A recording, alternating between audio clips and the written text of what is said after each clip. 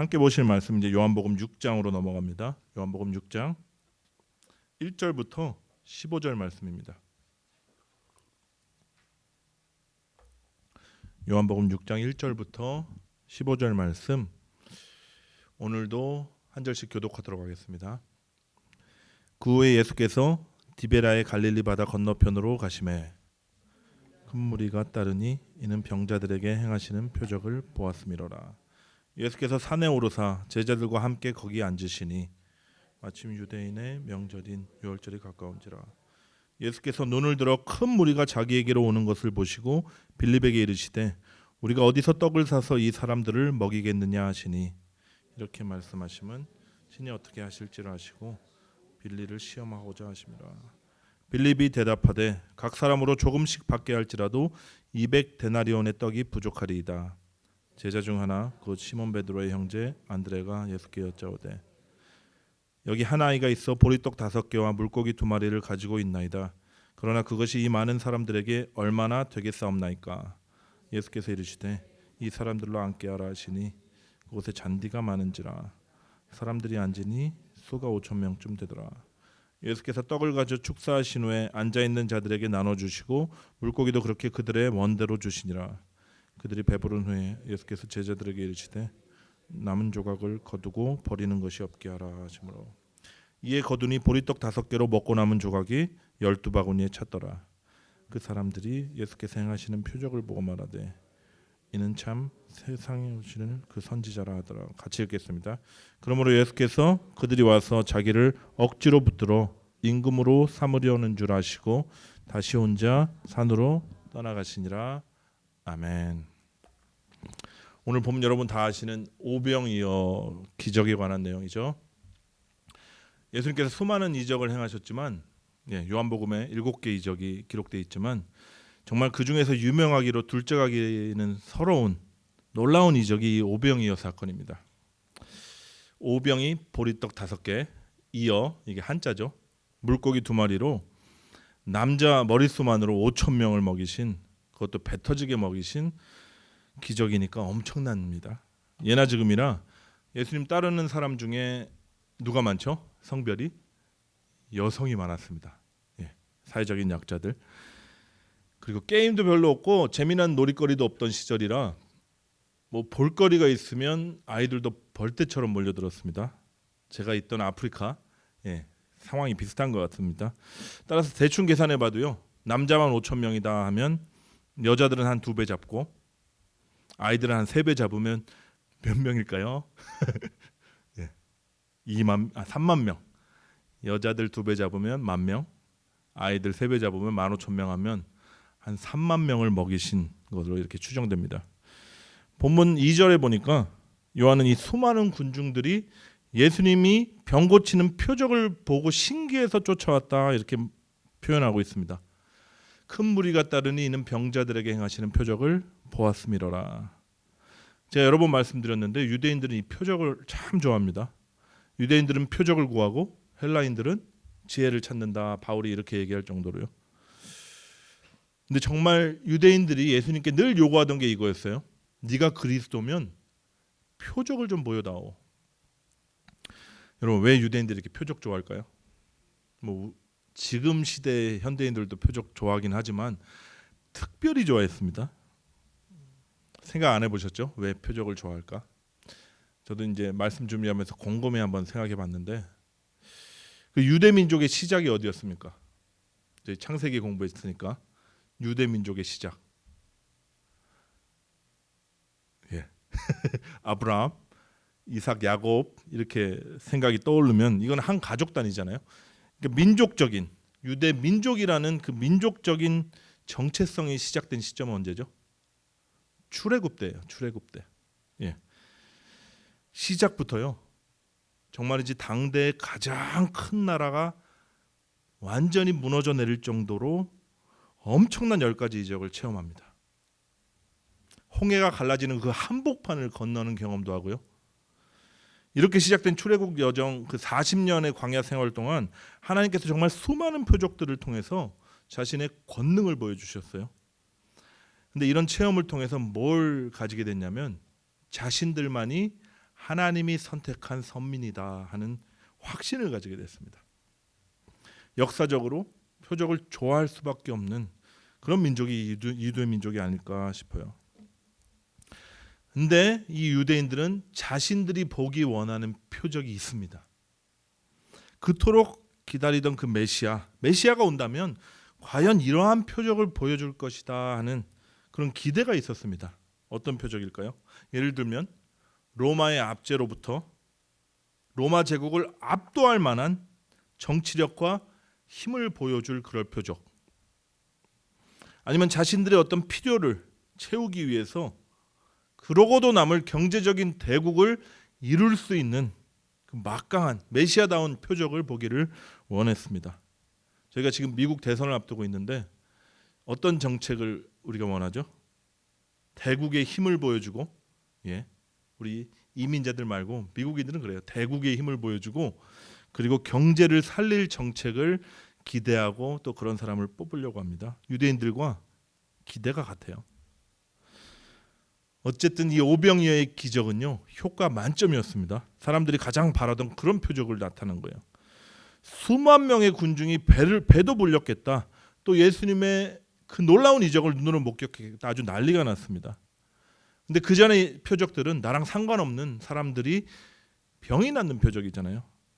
근데 이 오병이어의 이적은 나에게 직접적으로 유익을 주는 표적을 예수님이 행하셨으니까 얼마나 좋아드렸겠습니까? 야, 드디어 대망하는 메시아가 오셨구나. 이분이 메시아다 하면서 예수님을 억지로 붙들어서 임금을 삼으려고 그래요. 여러분, 메가처치를 지향하는 현대 교회, 기독교 관점에서 보면 예수님 사역이 아주 대박이 난 겁니다. 이제 교회 간판만 걸어도요, 개척 멤버가 수천 명에서 적어도 수천 명에서 수만 명 모일 그럴 상황이 된 거예요. 근데 본문 마지막 15절에 보면요, 예수님은 혼자 산으로 도망갔다 이렇게 나옵니다.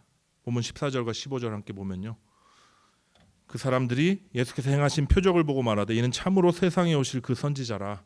그들이 그토록 기다리던 모세와 같은, 엘리야와 같은 선지자가 왔다 이렇게 얘기하는 거예요.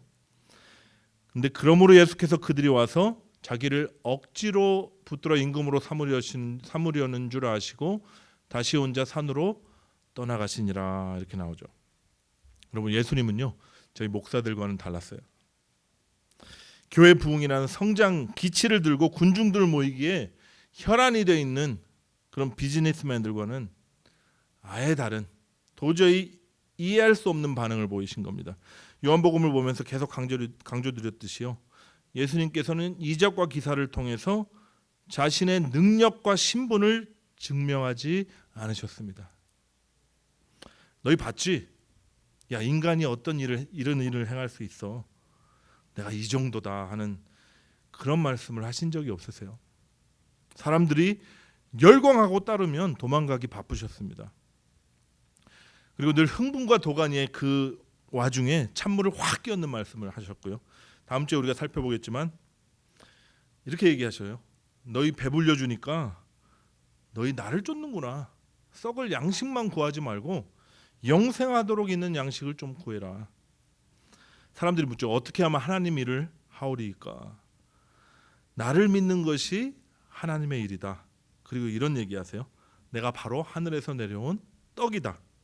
내가 줄 떡은 세상을 위한 내 살이다. 내 살을 먹고 내 피를 마시는 자는 영생하겠다. 어떠세요? 여러분, 이해가 되십니까? 우리도 이 정도면 당대에 누가 이 말씀을 이해할 수 있었겠어요? 예수님 억지로 임금 삼으려던 사람들 다 떠납니다. 이게 뭔 말이냐? 뭐 우리가 살을 먹으냐? 우리가 식인종이냐? 이렇게 욕하면서 다 떠나가 버려요. 사역이 대박이 터졌는데 예수님이 스스로 완전히 말아먹으십니다. 그럼 궁금하시죠? 왜 오병이어의 기적은 행하셨는가? 하나님의 아들이라는 자신의 신분을 증명하기 위함도 아니고, 또 수많은 군중을 모아서 성공적인 사역을 하기 위함도 아니고, 대중의 힘을 결집시켜서 이 로마 식민 정부를 전복하겠다는 그런 의도도 아니라면 도대체 왜 예수님은 이 오병이어의 이적을 보여주셨냐라는 겁니다. 결론부터 말씀드리면 잘 들어보십시오. 우리 인간들에게 진짜 필요한 떡이 무엇인지 말씀해 주시기 위함이셨습니다. 우리들에게 본질적인 그 생명을 주시기 위해서 자신이 그 동물의 먹이통에 밥으로 오셨다라는 사실을 천명하신 거예요. 십자가의 죽음을 통해서 자신의 살과 피를 다 쏟으시고 자기 살을 떼어주심으로 우리를 살리실 그 구원의 역사를 예표하신 겁니다. 제가 진짜 유명한 그림 하나 보여드릴게요. 무슨 그림인가? 제가 어렸을 때 소위 교회에 좀 열심히 다니시는 집에 가면 이 그림이 다 걸려 있었습니다. 이 카피본 사진이 최후의 만찬이죠. 작가가 누굴까요? 네. 잘못 대답하시면 무식이 탄로나니까 속으로 대답해 보십시오.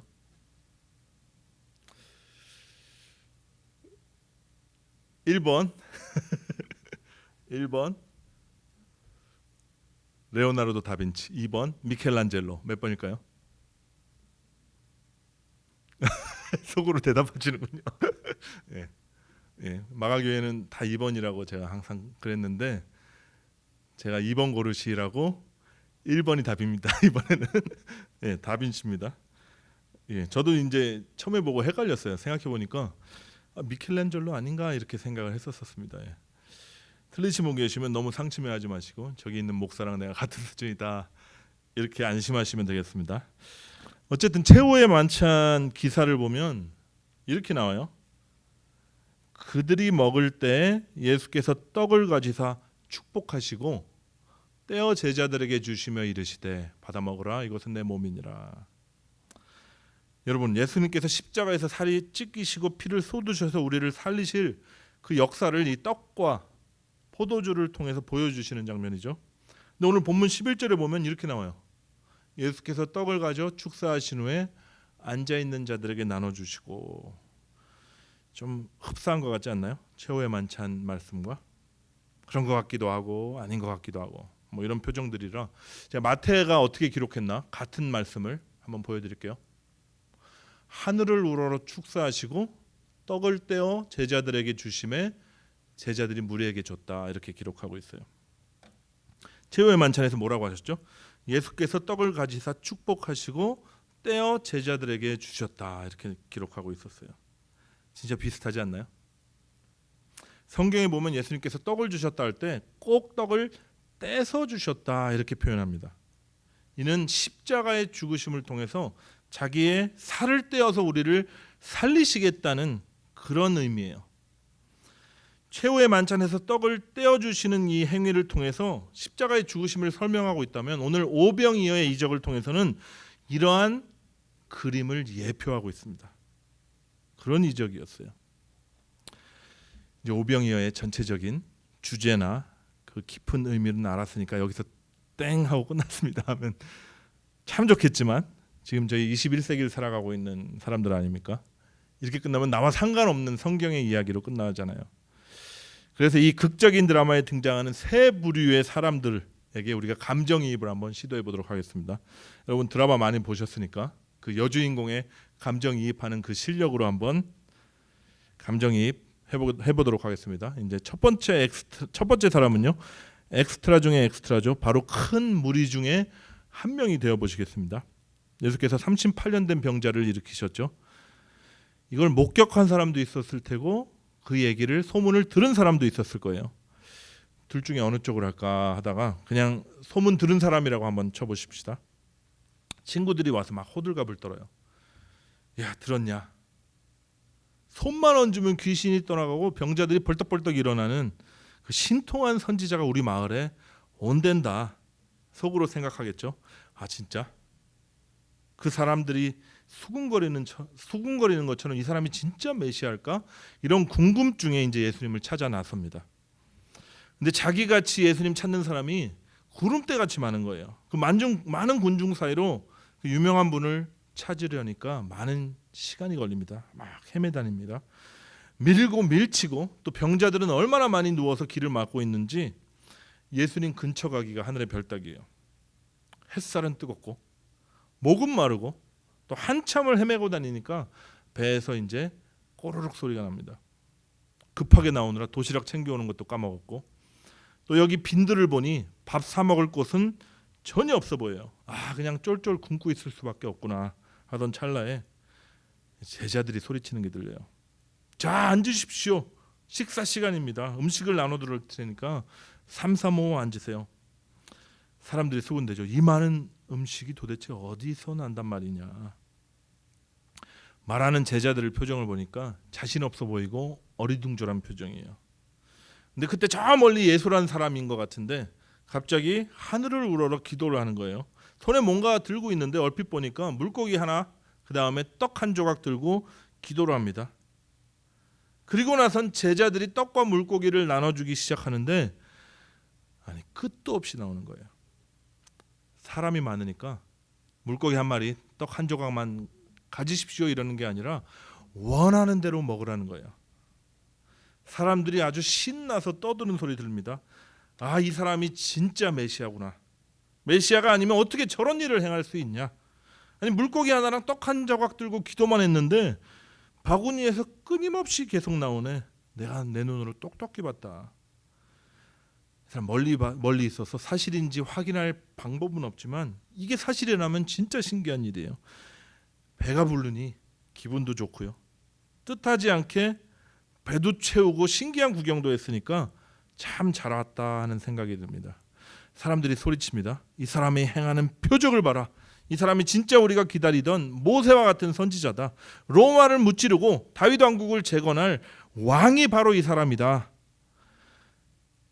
이 예수란 청년은 정말 로마 식민지 치하의 이 고생을 끝내버릴 수 있는 사람처럼 그렇게 보였습니다.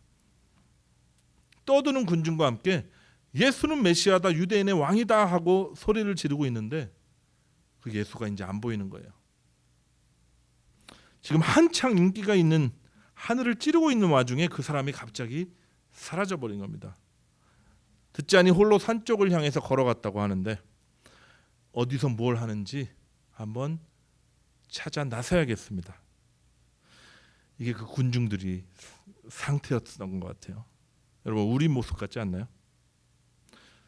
처음에는 궁금증도 있고 또 내 삶이 힘드니까 기댈 곳도 필요하고요. 또 예수 잘 믿으면 복도 받는다고 하니까 주님을 찾아오죠. 내게 필요한 메시아를 찾아옵니다. 내가 바라는 메시아를 찾아와요. 능력이 한이 없으시고 마음만 먹으면 뭐든지 이루실 수 있는 전능자라니까 그 도움을 받고자 메시아를 찾아옵니다. 주님이 이런 우리 마음을 다 아세요. 우리 계획을 그분의 전능을 이용해서 우리가 이루려고 하는 우리의 욕심도 다 아십니다. 우리가 주님이라고 부르지만 실상은 예수님 억지로 붙들어매서 내 문제 해결해 주는 문제 해결사, 아니면 내 소원을 이루어 주실 요술방망이처럼 그분을 찾는 것도 다 아세요. 근데 보십시오. 예수님은 그들을 꾸짖지도 벌하지도 않으셨습니다. 대신 뭐 하셨죠? 먹이셨어요. 예수님을 찾지도 않던 그분이 주실 생명의 떡에는 관심이 1도 없는 사람들에게 영혼의 양식까지 먹이셨습니다.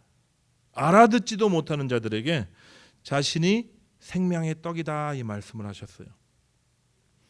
여러분, 그분의 인내와 사랑은 끝이 없으셨습니다. 다 받으시고 다 용서하시고 다 참으세요. 그리고 사랑으로 품으시고 기다리십니다. 자기의 배만 섬기는 생명 없는 자들, 그리스도의 생명으로 거듭나는 그때까지 그분 기다리세요. 또 뭘 기다리시죠? 이 군중들 중에 깨어진 한 영혼이 있지 않을까? 마음이 심령이 가난한 영혼, 모든 소망이 다 끊어지고요. 복음 없으면 살 수가 없는 한 영혼이 이제는 자신의 십자가의 대속으로 살아나기를 그분이 기다리세요. 이 무리들 중에 제자로 바뀔 사람들을 기다리십니다. 이제 두 번째 인물입니다. 주조연급 인물들, 바로 제자들에게 우리의 시선을 옮겨보도록 하겠습니다. 이번에는 내가 제자 중에 한 명이 되는 게 아니라요, 일단 제 3자의 입장에서요, 빌립과 안드레를 한번 관찰해 볼게요. 예수님께서 빌립을 시험하기 위해서 이렇게 묻죠. 우리가 어디서 떡을 사서 이 사람을 먹이겠느냐. 그리고 요한이 이렇게 부연 설명합니다. 이는 빌립을 시험하고자 하심이다. 빌립이 이렇게 대답하죠. 이 대답은 빌립이 아닌데. 여기 대답이 이렇습니다. 제가 읽어드릴게요. 각 사람으로 입에 풀칠할 정도씩만 나누어 주려고 해도 200데나리온의 떡이 부족합니다. 여러분, 한 데나리온이 노동자 한 명의 그 임금이거든요. 하루 품삯이었어요. 노동자가 지금으로 치면 대충 한 100불 받는다고 치고요. 2만 불 정도 필요하다는 겁니다. 2만 불. 말도 안 되는 소리 하지 마세요. 그렇게 얘기하는 거예요, 지금. 결과가 어떻게 됐죠? 입에 풀칠하고 끝났습니까? 아니요. 3만 명 정도의 사람들이 배 터지게 먹고 남은 게 얼마나? 12바구니가 됐다. 이렇게 나와요. 여러분, 만약 배 터지게 먹으려면 얼마나 필요할까요? 라면으로 입에 풀칠하려면 한두 젓가락 먹는다고 하면 한 반 개 먹는다고 칩시다. 뭐 떡은 건더기니까 면만 먹어서 배 채우려면요, 제 기준으로는 한 2개에서 2개 반, 그 정도 먹으면 될 것 같아요. 뭐 먹방 유튜버들 10개 먹어야 된다는데 뭐 저는 평범한 사람이라서 그렇습니다. 그럼 얼마냐면 4배에서 5배 해보세요. 8만 불에서 10만 불어치는 필요한 거예요. 만약 급하게 사람들에게 헌금을 모아서 10만 불이 모였다고 쳐도요, 이 빈들에서 과연 그 정도의 양의 음식을 파는 곳이 있을까요? 불가능이라고 하는 말이 당연히 튀어나올 수밖에 없는 상황입니다. 그때 베드로의 형제 안드레가 등장하죠. 이렇게 얘기해요. 여기 제가 구해온 보리떡 5개와 물고기 2마리가 있습니다. 여러분, 이 본문을 가지고요, 자꾸 이렇게 오해했어요. 자 봐라, 빌립은 믿음이 없어서 불가능입니다 이렇게 얘기했지만, 그래도 안드레는 비록 보잘것없는 것이라도 예수님께 뭘 내놓지 않았냐. 안드레의 이 작은 믿음에 예수님 축복하셔서 5천 명을 먹이신 이적을 행하시지 않았냐. 그래서 우리도 빌립처럼 믿음 없는 자 되지 말고 안드레처럼 작은 헌신, 작은 물질이지만 주님께 내어드릴 때 하나님이 일하신다. 뭐 이런 설교 저는 많이 들어봤는데 들어보셨어요? 근데 동의가 되시나요? 뭐 해석은 각자 자기 마음이지만 이 성경의 이 본문의 의도랑은 큰 차이가 납니다. 안드레도 빌립과 마찬가지였어요. 9절 말미를 보십시오. 이 많은 사람들에게 도대체 이게 얼마나 되겠습니까? 여기 아주 조금 가지고 왔는데 아무 소용 없다는 거예요. 불가능입니다. 지금 이 얘기하고 있는 겁니다. 여러분, 이게 제자들의 생각이었고 그들의 대답이었고 또 그들의 믿음의 수준이었어요. 혹자는 또 이렇게 얘기해요. 그래도 말이지 제자들이 상황은 이렇지만 불가능한 이야기를 예수님 말씀하셨을 때, 뭐죠? 나눠주라 했을 때 납득이 안 되는데 그 말씀에 순종하지 않았냐. 이 제자들의 귀한 순종을 통해서 예수님이 일하신다. 이건 동의가 되시나요? 이렇게 해석하는 거? 뭐 그런 교훈을 우리가 얻을 수도 있겠죠, 물론. 근데 자꾸 지금 뭘 하고 있는 것 같아요? 예수님의 역사에 자꾸 우리가 숟가락 얹으려고 하는 거예요. 이게. 하나님의 영광을 나눠 가지려고 하는 겁니다. 그래도 안드레는 작은 것을 내놓지 않았냐? 그래도 제자들은 이해가 안 돼도 순종하지 않았냐? 그래서 하나님의 역사를 경험했다. 우리는요, 자꾸 우리 안에서 그 이유를 찾으려고 합니다. 내가 없긴 없는데 그래도 아주 없진 않다. 그 작은 것이라도 하나님 귀히 보셔서 하나님 역사하셨다. 이렇게 믿으려고 그러는 거예요. 내가 완전한 불능입니다. 나는 전혀 없습니다. 그래서 예수님께 완전히 순복하는 거는 자존심이 상하거든요. 여러분, 제자들은요, 자신들의 믿음 없음과 불능을 이 말로 토해낸 것뿐입니다. 근데 이 오병이어 사건을 통해서 제일 혜택받은 자들이 누구죠? 제자들이었어요. 그들도 먹어서 배 불렀고요. 또 놀라운 이적을 눈으로 경험했습니다. 코앞에서 목격했어요. 그것도 모자라서 떡을 나누면서 사람들의 필요를 채우고 사람들 기뻐하는 그 기쁨을 제자들이 다 누렸습니다. 여러분, 이게 제자의 특권이고 은혜예요. 여러분, 제자하면 어떤 이미지 떠오르시나요? 내가 그리스도의 제자다 하는 그런 생각이 드시나요? 아니면 저기 선교사 출신 목사나 아니면 저 뒤에 있는 같은 선교사 출신 전도사나 이 반주하는 사모님이나 아니면 저기 안에서 열심히 통역하고 계신 우리 중국에서 고생하신 상희 사모님 정도면 제자고 나는 아직 아니다. 이런 생각 드시나요? 여러분, 우리는 제자들을요, 뭔가 좀 특별한 사람, 남다른 구석이 있는 사람으로 생각하려는 경향이 있습니다. 그래서 이렇게 생각해요. 베드로 하면 무식쟁이 어부가 아니라 그래도 유대인으로 잘 교육받은 교양이 있는 사람이었으니까 예수님의 수제자가 될 수 있었다. 그런 얘기 전 많이 들어봤거든요. 모세하면 40년 동안 왕궁에서 리더십 특별 교육을 받고요. 광야 영성학교로 몰려서 40년 동안 깊은 영성으로 준비된 사람이었기 때문에 하나님 선택을 받았다. 이 말이 맞나요? 여러분, 모세가 40년 왕실 교육 받은 그 결과가 뭐냐면요, 스스로의 힘으로 쿠데타를 일으켜서 민족을 좀 구원해 보겠다는 그 열정 하나 가지고 사람 하나 때려 죽인 게 결과였어요. 광야 40년은요, 영성 훈련 학교였나요? 저는 이제 이빨 다 빠져서 말도 어버버 잘 못하는 사람입니다. 하나님 부르실 때 그렇게 고백할 수밖에 없는 자로 완전히 내려간 것뿐이었습니다. 하나님에 대한 지식과 열정이 넘치는 그 바울은 예수님께서 한순간 확 뒤집어 주셔가지고 그 학식과 열정을 하나님 쓰셨다. 아니요, 바울은요, 평생 자신의 잘못된 지식과 열정 때문에 교회를 박해하고 스데반 돌로 쳐 죽인 그 짐을 지고 살았던 사람이에요. 그래서 뭐라 그랬냐면, 심지어 내가 가진 모든 학식과 지식은 똥이다, 이런 얘기했던 사람입니다. 여러분, 잘 보십시오. 성경이 끊임없이 강조하고 또 강조하고 있는 것은 인간의 없음과 하나님의 충만이에요. 인간의 전적인 불능과 하나님의 전능하심입니다. 인간이 가진 그 오병이어와 주님께서 다 먹이고도 남은 그 12바구니를 이렇게 대비시키고 있는 거예요. 성경에서 12가 완전수거든요. 12바구니 남았다는 것은 1도 부족함이 없는 완전한 충만을 나타내고 있는 것입니다. 완전한 구원, 완전한 평안, 완전한 기쁨을 상징하고 있는 거예요. 여러분, 한번 생각해 보십시오. 예수님을 3번 모른다고 부인한 이 베드로의 이 처절한 실패를 주님 미리 말씀하셨죠. 그리고 안 막아주셨습니다.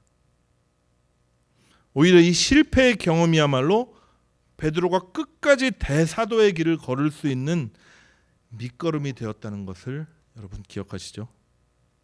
왜냐하면 나는 아니다, 이 자기 부인, 자기 비움의 자리에 생명의 떡이신 그리스도가 담기시거든요.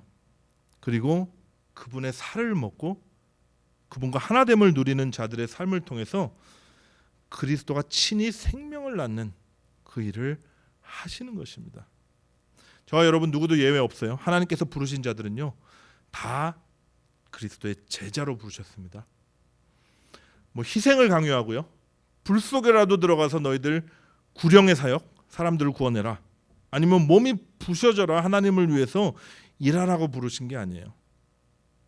오늘 본문에 보듯이 그저 나의 불능과 나의 없음을 주님께 고백할 때 주님이 자신으로 우리를 가득 채워주시려고 부르신 거예요.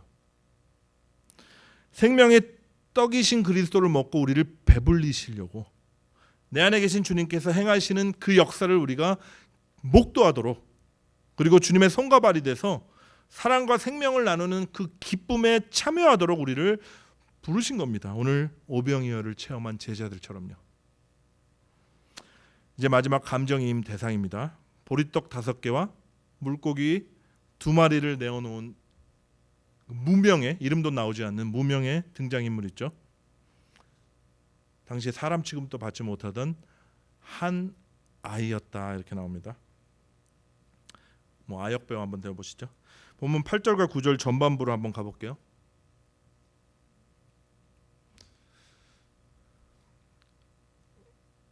요한복음 6장 8절 9절. 예. 제자 중 하나 시몬 베드로의 형제 안드레가 예수께 여짜오되 여기 한 아이가 있어 보리떡 5개와 물고기 2마리를 가지고 있나이다. 그러나 그것이 이 많은 사람들에게 얼마나 되겠습니까? 많은 목사님들이, 제가 오늘 참 죄송한데 예, 제가 많이 들었던 설교라서 목사님들을 폄하하는 것을 압니다. 이렇게 해석해서 좋은 교훈을 얻을 수도 있어요. 그렇지만 이런 얘기 많이 들었어요. 보리떡 5개와 물고기 2마리가 5,000명 먹일 수 있습니까? 없죠.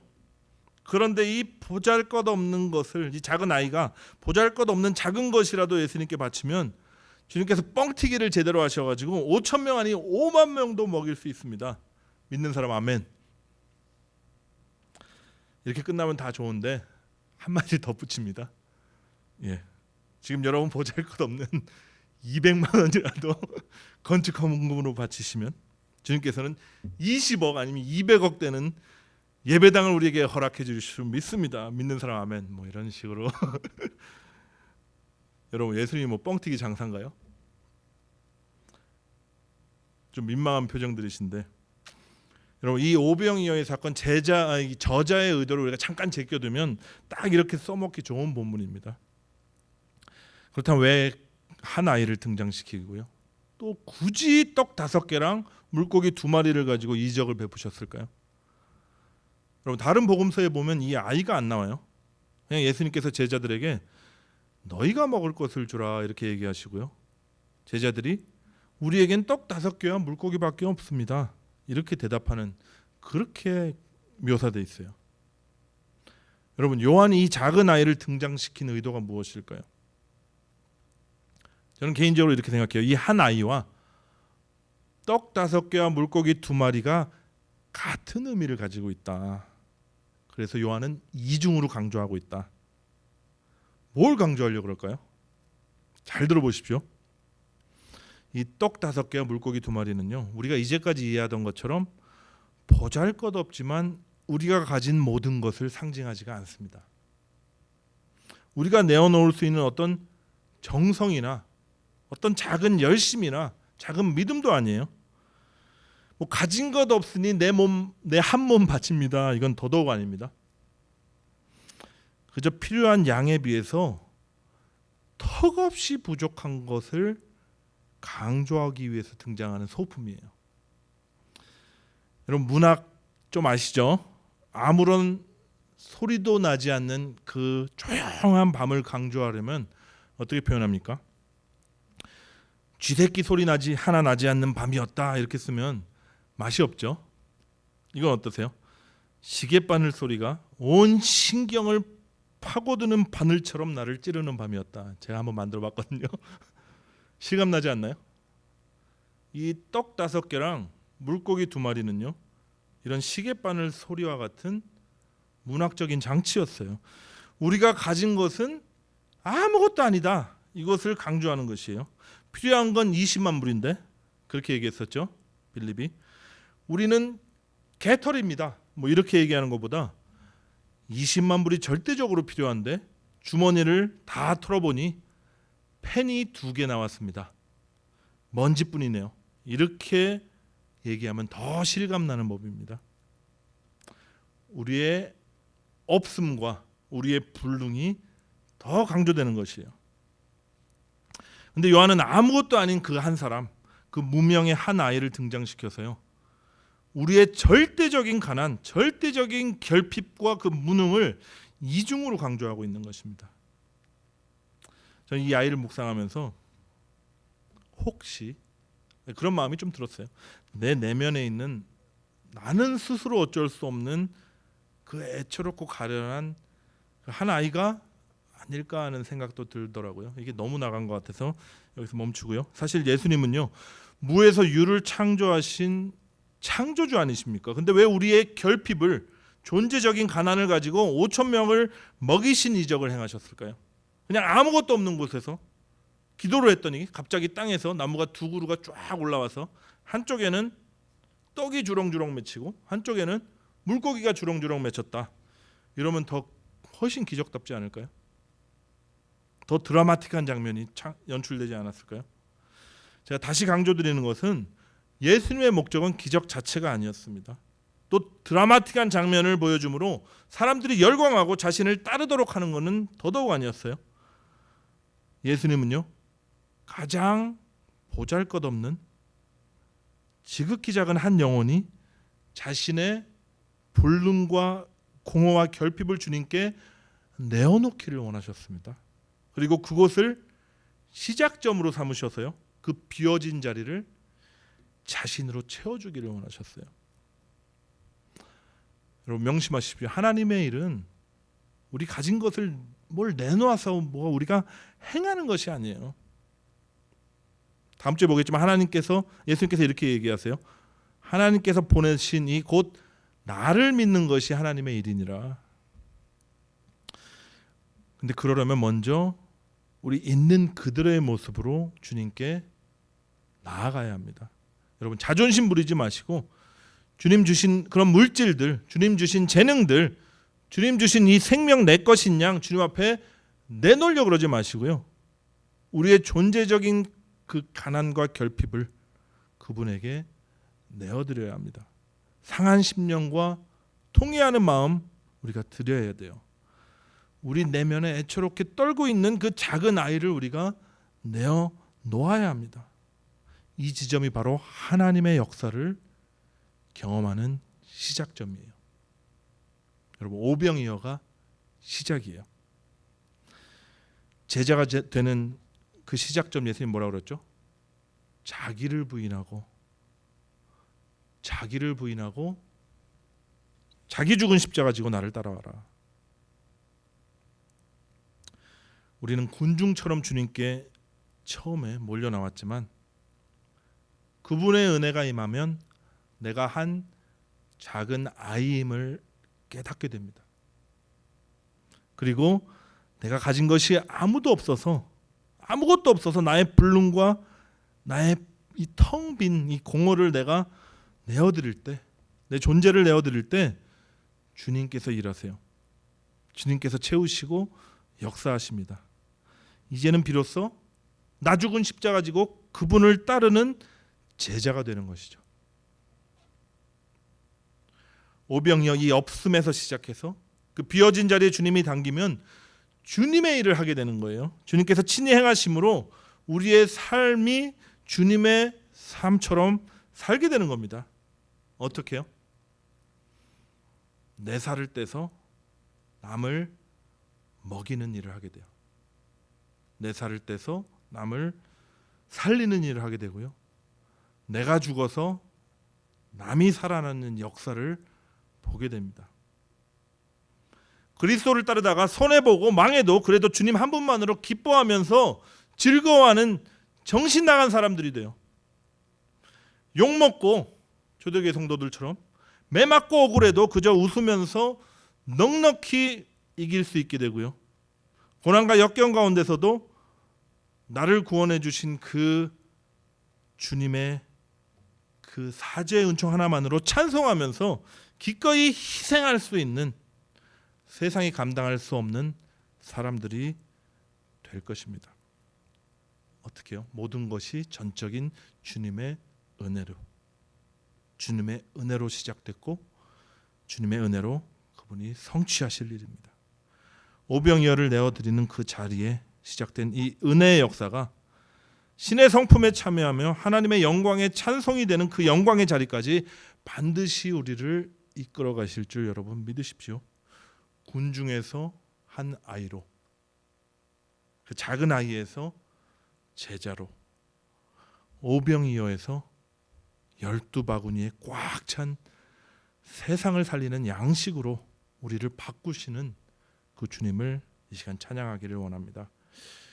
이 시간 이 은혜 생각하면서 저는 하루도 주님 없으면 살 수 없는 자입니다.